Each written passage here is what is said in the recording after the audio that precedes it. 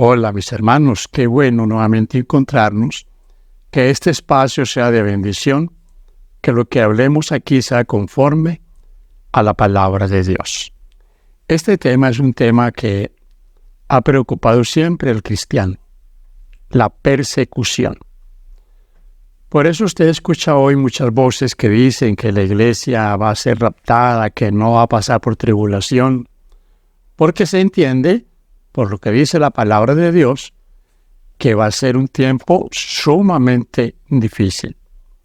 Al final de este tema vamos a ver que habrá una persecución mundial contra el pueblo de Dios. Lo dijo el Señor Jesús, y si lo dijo el Señor Jesús, yo le creo. El mundo entero entrará en una crisis terrible, y entre esa crisis estará la persecución final a todo aquel que quiera vivir para Dios. Así que mis hermanos, bienvenidos, quédense hasta el final y saquemos aquí entonces el mayor provecho de lo que nos dice el Señor a través de su palabra. ¿Cuál es la condición, según la Biblia, para que haya persecución? La condición es la piedad, es querer vivir en Cristo.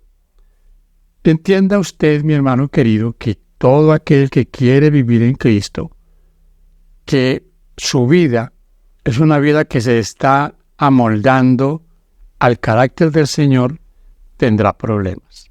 El que quiera hacer la voluntad de Dios tendrá problemas. Lo oímos desde el mismo comienzo de nuestra historia. Y está representado esto entre Caín y Abel. Y ese conflicto de Caín y Abel será un conflicto que se manifestará con mayor vigor en los postreros días, en los días finales, cuando se levante la persecución.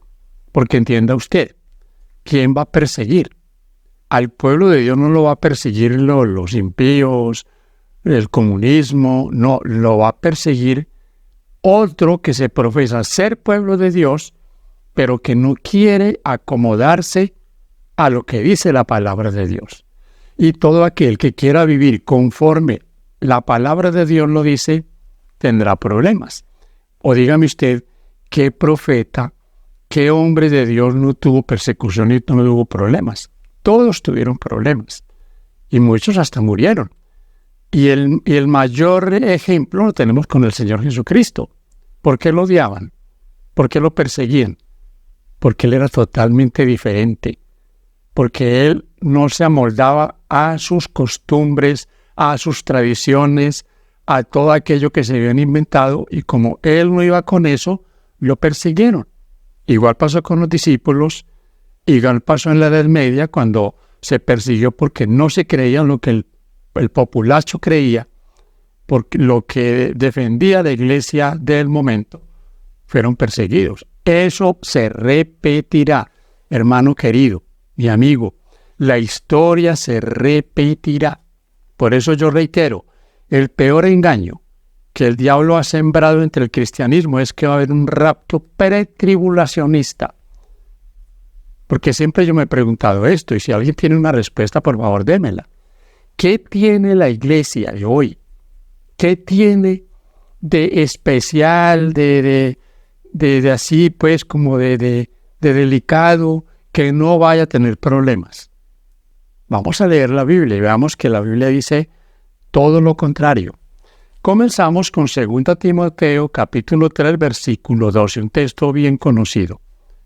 Dice el apóstol, y también todos los que quieran vivir piadosamente en Cristo Jesús padecerán persecución. ¿Nota?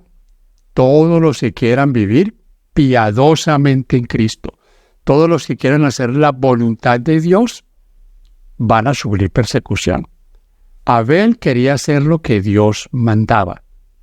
Lo que Dios había estipulado como mandamiento, Abel lo quería hacer. Lo hizo. Y por eso lo mató su hermano. Entonces, esa historia se va a vivir en una escala global al final de los días. Otro texto. Mateo 5:10. Bienaventurados los que padecen persecución por causa de la justicia, porque de ellos es el reino de los cielos.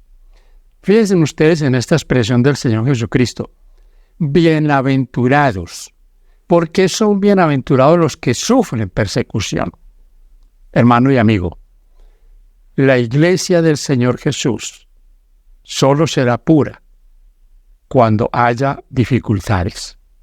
Mientras la iglesia está viviendo en holgura, está, como se dice, en su zona de confort, no hay dificultades, no hay nadie que se interponga, la iglesia no va a demostrar de qué está hecha. Pero cuando vengan los problemas, la iglesia se manifestará. El verdadero creyente, el fiel a Dios, relucirá, brillará. De lo contrario, no hay brillo. No hay brillo. Díganme ustedes hoy, ¿qué iglesia? ¿Qué grupo? Yo he preguntado esto, mis hermanos queridos. ¿Qué grupo llamado de sostén propio o ministerio de la Iglesia Adventista podemos decir en este grupo sí está el poder de Dios? Porque el Evangelio de Dios es poder y deberá manifestarse el poder de Dios al final de los tiempos.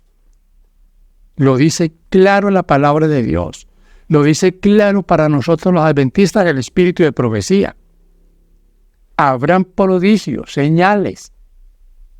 Esto no es.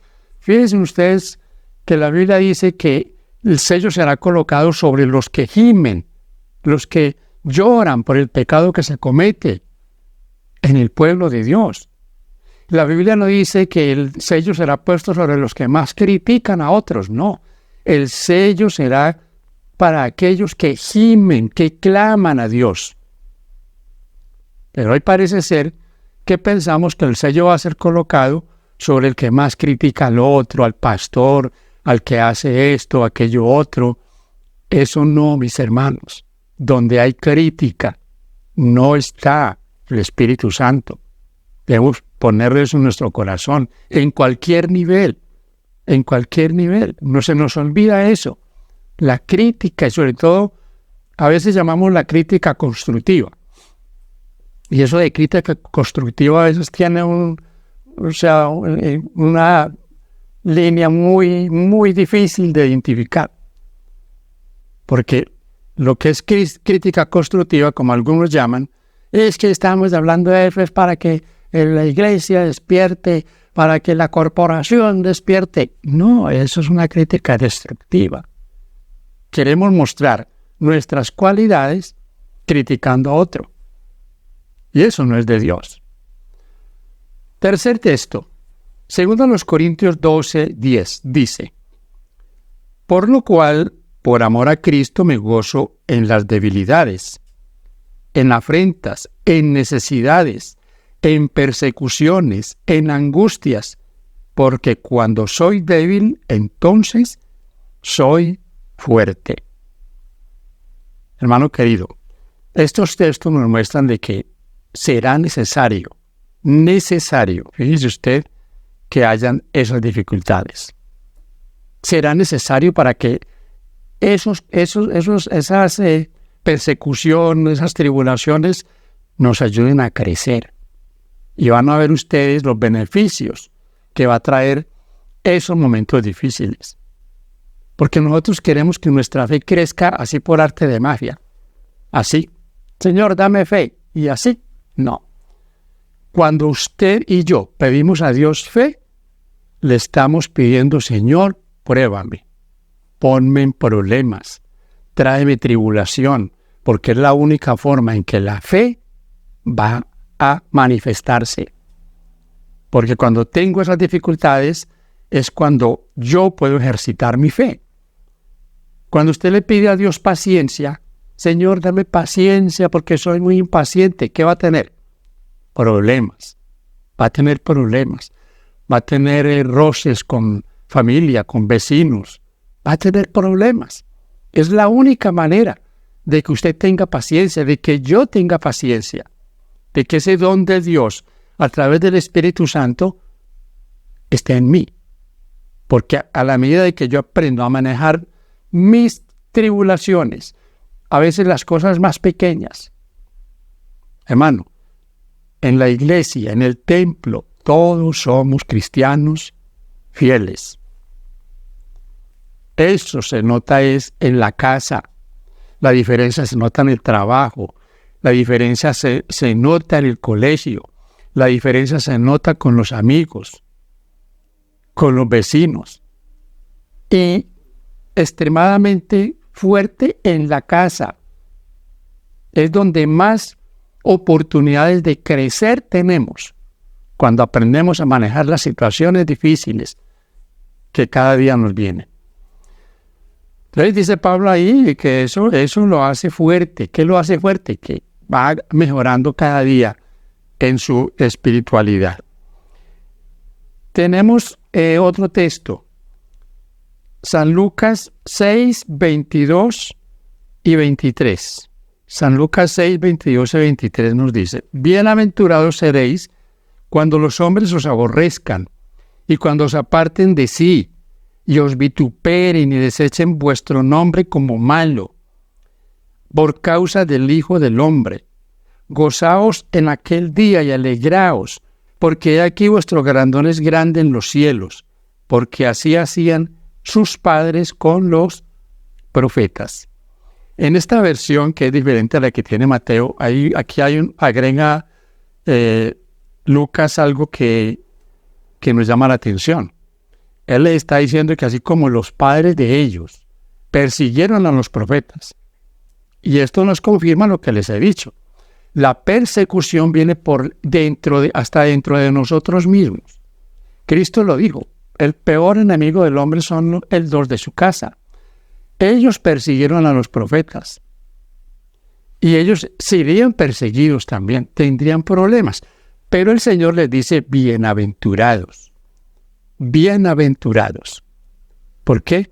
Porque cuando nosotros tomamos esas tribulaciones, tomamos todas esas cosas que nos llegan para nuestro bien, nos ayudan a crecer, somos bienaventurados. Porque eso nos llevará a entender que estamos pasando por esa situación difícil, pero que al final hay una luz. Al final habrá un triunfo. Al final la gloria llegará. Por eso dice ahí: vuestro galardón es grande. Y fíjense ustedes, después de que pasen todos los problemas, cuando ya estemos con el Señor, salvos, siempre salvos, y pensemos en qué hicimos para merecer estar allí, absolutamente nada. Ni lo que hayamos pasado como persecución, como tribulación, como angustia, nada de eso nos va a parecer algo como para tenerlo en cuenta. Romanos 8:35, veamos qué dice Romanos 8:35 y 36. ¿Quién nos separará del amor de Cristo?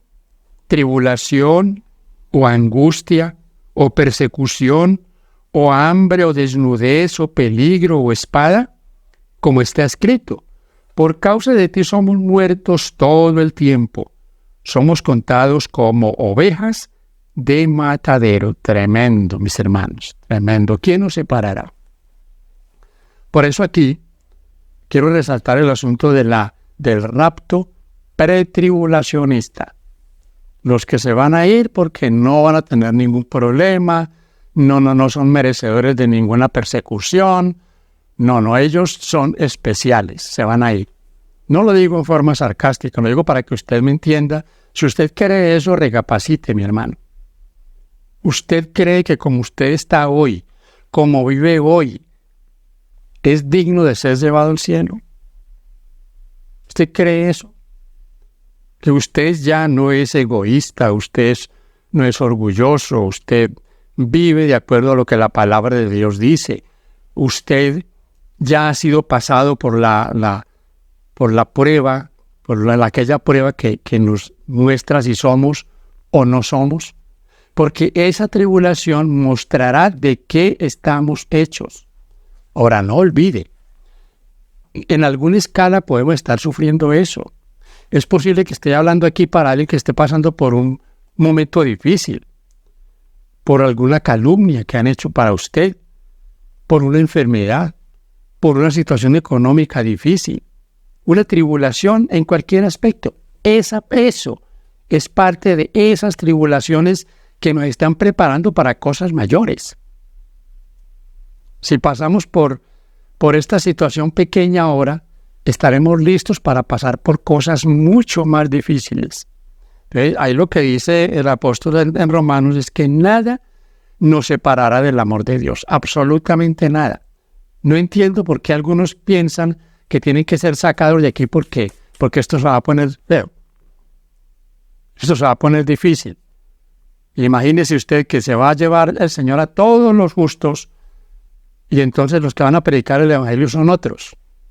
Van a venir los judíos que desprecian a Jesucristo a predicar el Evangelio. Eso no tiene sentido, porque Dios no va a cambiar a nadie a la fuerza. Si un judío no cree, no cree, por las evidencias que usted le muestre.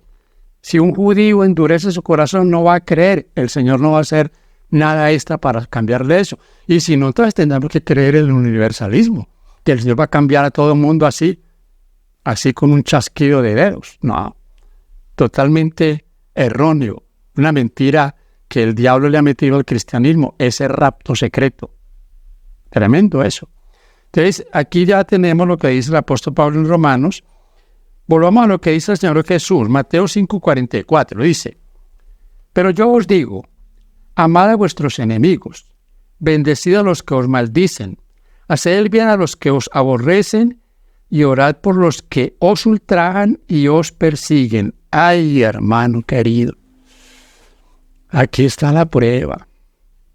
Esto no va a ser fácil. Esto solo lo va a vivir alguien que tiene a Cristo en el corazón. Porque fíjese cómo dice el Señor ahí: amen a sus enemigos. Si hoy nos disgustamos, como se dice, cambiamos de aspecto por cosas insignificantes, por cosas que no vale la pena, dejamos de hablarle a un hermano. ¿Usted se imagina esta situación? Si hoy no aprendemos a perdonar esas cosas pequeñas, cosas que no tienen importancia, estaremos preparados para amar a nuestros enemigos, bendecir a los que nos maldicen, hacer el bien a los que nos aborrecen y orar por los que nos persiguen. ¿Se nota por qué es tan tremendo, mis hermanos? ¿Y por qué la importancia de que llegue el momento cuando eso nos ayude a crecer, a zafarnos de todas estas cosas? ¿Cuántos hoy que odian a sus familiares, odian al pastor, desprecian a un hermano, no le hablan a otro, están esperando que los van a raptar, que se van a ir así? ¿Cuántas mujeres y hombres que se visten indecorosamente están esperando que se van a ser raptados? Tremendo engaño ese. Si no cambiamos, nadie va a ser raptado de ninguna manera así desordenadamente. Nadie que esté desobedeciendo al Señor y su palabra va a ir al cielo así porque sí. Esto hará que, como dice el apóstol Pablo en Efesios 5, la iglesia sea sin mancha, sin arruga, sin cosa semejante. Esto es las tribulaciones. Aquí hay un texto que todos lo conocemos y hasta lo sabemos de memoria. Primera de Pedro 5:8. Dice: sed sobrios y velad, porque vuestro adversario el diablo, como león rugiente, anda alrededor buscando a quien devorar. Anda buscando a quien devorar, a quien llevar a la destrucción. Yo, en un tema anterior, hablaba de los endemoniados con la Biblia en la mano. Fíjense ustedes, parece paradójico que un creyente esté siendo poseído por el demonio. Pero un creyente que enseña la palabra de Dios de una manera fraudulenta, que tuerce la palabra de Dios, no lo está guiando el Espíritu Santo. Que enseña doctrinas de demonios, como dice el apóstol Pablo a Timoteo, no lo está guiando el Espíritu Santo. ¿Qué espíritu lo guía? ¿Qué espíritu lo inspira? Un espíritu satánico. No tiene otra explicación eso. No lo digo yo, lo dice la palabra de Dios. Prueben a todo espíritu a ver si son de Dios o no. ¿Y cómo lo probamos? Por lo que dice, por lo que enseña. por lo que hace, por sus frutos los conoceréis. Otro texto, Hechos 22:8. Dice el apóstol Pablo: yo entonces respondí: ¿quién eres, Señor? Y él me dijo: yo soy Jesús de Nazaret, a quien tú persigues. Pongamos esto en nuestra mente, mis queridos hermanos. Cuando a usted lo vituperan, lo persiguen, le hacen, lo calumnian, y usted es inocente por causa del Evangelio, por causa de la vida que usted quiere vivir, y si estamos en la persecución final, no lo están persiguiendo a usted. El Señor le dice a Pablo: yo soy Jesús a quien tú persigues. ¿Y a quién perseguía Pablo? A la iglesia.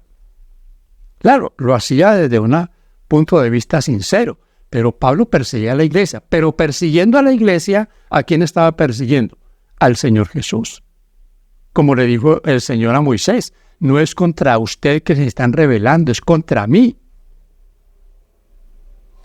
Y debo reiterar, cuando venga la persecución y caigan muchos soldados, esas caídas, esas muertes, porque habrán muertes por testimonio, habrán mártires, y no pocos, serán semillas que se siembran para que otros tomen la bandera de esos caídos. No habrá otra forma en que muchos que están ahí en la puerta de la decisión, al ver lo que está pasando, también tomen la decisión de correr la misma suerte. Ustedes han leído, cuando apedrearon a Esteban, ¿quién estaba ahí y a los pies de quién pusieron la ropa de Esteban? De Pablo. Elena G. de White dice que desde ese día Pablo tuvo sentimientos encontrados. Comenzó a ser tocado y él recapacitaba de que eso estaba como muy extraño y no era natural.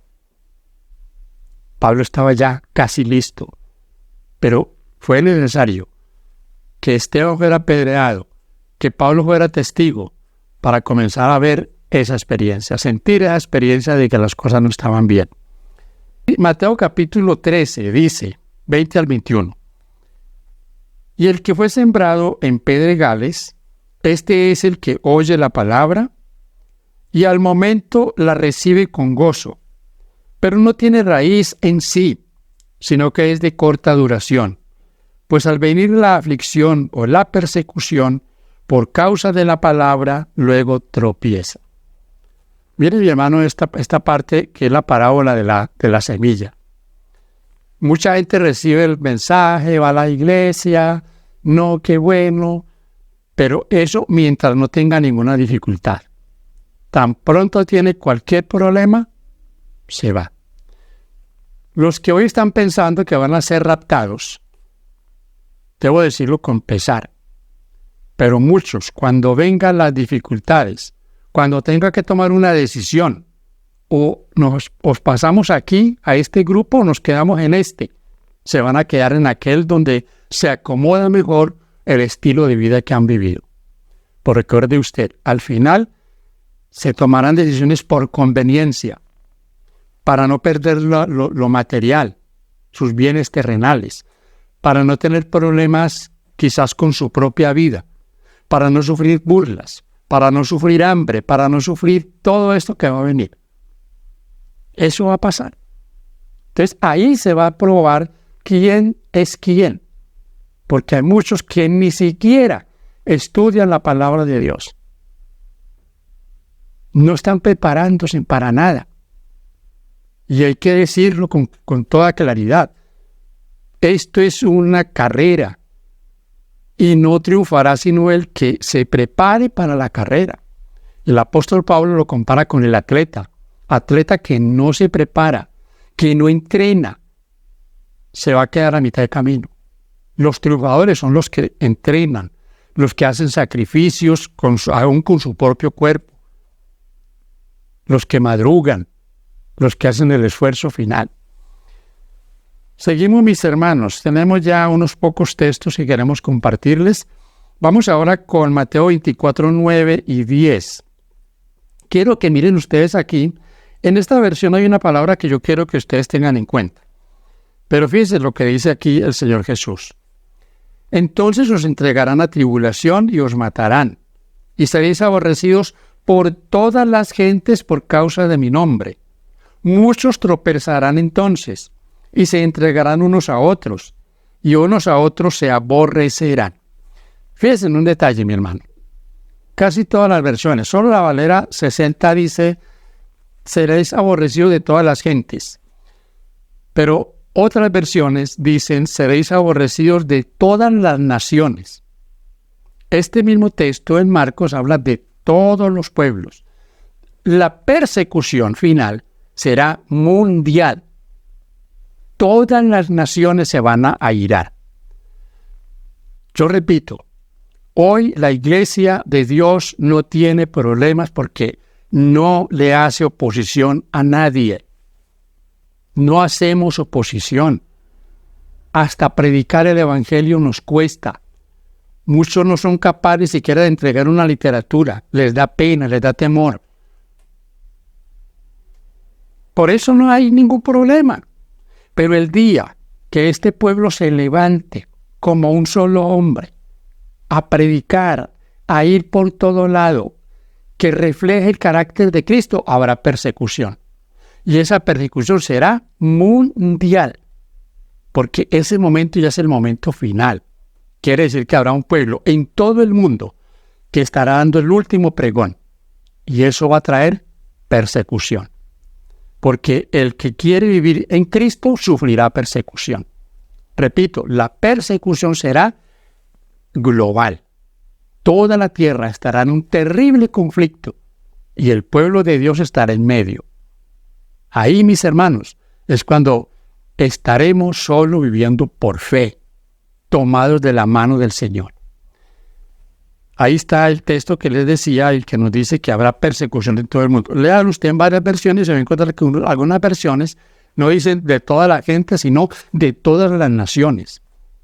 Porque así va a ser el final de esta historia. Miremos ahora Romanos 5, 3 al 5. Dice, y no solo esta, sino que también nos gloriamos en las tribulaciones, sabiendo que la tribulación produce paciencia. Y la paciencia prueba, y la prueba esperanza. Y la esperanza no avergüenza, porque el amor de Dios ha sido derramado en nuestros corazones por el Espíritu Santo que nos fue dado. Ahí tiene, mis hermanos. Ahí tiene usted ya el carácter de un cristiano perseguido, de un cristiano que tiene problemas, de un cristiano que le han quitado sus posesiones, porque el pueblo de Dios no tendrá posesiones materiales. Al final de la historia, no las tendrá. Voy a leerles, habrá un texto de Elena de White que nos dice eso. Pero quiero terminar con otros dos textos aquí. Apocalipsis 3:10. Este es el texto clave para aquellos que esperan el falso rapto secreto. ¿Qué dice Apocalipsis 3:10? Por cuanto has guardado la palabra de mi paciencia, yo también te guardaré de la hora de la prueba que ha de venir sobre el mundo entero, para probar a los que moran sobre la tierra. Este texto los pretribulacionistas lo muestran como una prueba de que van a ser raptados. Yo les hago una pregunta. ¿Podrá el Señor guardar a sus hijos en un mundo en llamas? Sí. La Biblia nos da pruebas de eso. ¿No guardó el Señor a los 3 jóvenes lanzados al horno de fuego? ¿No entró Jesús con ellos allá a ese horno? ¿No guardó el Señor a su siervo Daniel cuando fue lanzado al foso de los leones? ¿Tendrá el Señor que sacarlos de acá porque no tiene poder para protegerlos una vez terminado el tiempo de gracia? Nos protegerá. Y protegerá a muchos antes de que termine el tiempo de gracia. No todos los hijos de Dios van a morir en la tribulación, previa al cierre del tiempo de gracia. No, habrán mártires, pero a esos mártires tendrán un propósito. Dios lo permitirá, quizás por el bien de ellos y por el bien de muchos que están cerca a ellos. Porque como ya les dije, eso hará que otros tomen las decisiones correctas y decidan tomar los puestos de ellos. porque ven ese testimonio. Como en la Edad Media, como aquellos que morían atados a una estaca, quemados, cantando. Aquellos que nunca tuvieron ninguna palabra, digamos, de insulto contra los que los perseguían. Entonces, fíjense, hermanos, este texto es un texto mal interpretado. Habrá una hora de prueba, dice, para probar a los hombres. ¿A cuáles hombres se va a probar? ¿A cuáles hombres? A los que profesan servir a Dios. A ellos es que se va a probar. Voy a leerles, mis hermanos, un pensamiento de este libro, Eventos de los Últimos Días, y voy a leerles aquí en la página 125 lo siguiente. Muy pronto la riqueza acumulada no tendrá ningún valor. Cuando se promulgue el decreto que nadie podrá comprar ni vender, excepto los que tengan la marca de la bestia, muchos recursos no tendrán ningún valor. Y yo repito, el pueblo de Dios estará desposeído de cosas de este mundo. Nada lo ata de este mundo. Se soltará de cualquier mano, menos de la mano de Dios. Se soltará de su comodidad. Se va a soltar de aquellos hasta familiares que los están atando. Se va a soltar de bienes materiales. Aquí viene el llamado para que estemos siempre atentos al momento en que nosotros debamos salir de todo eso.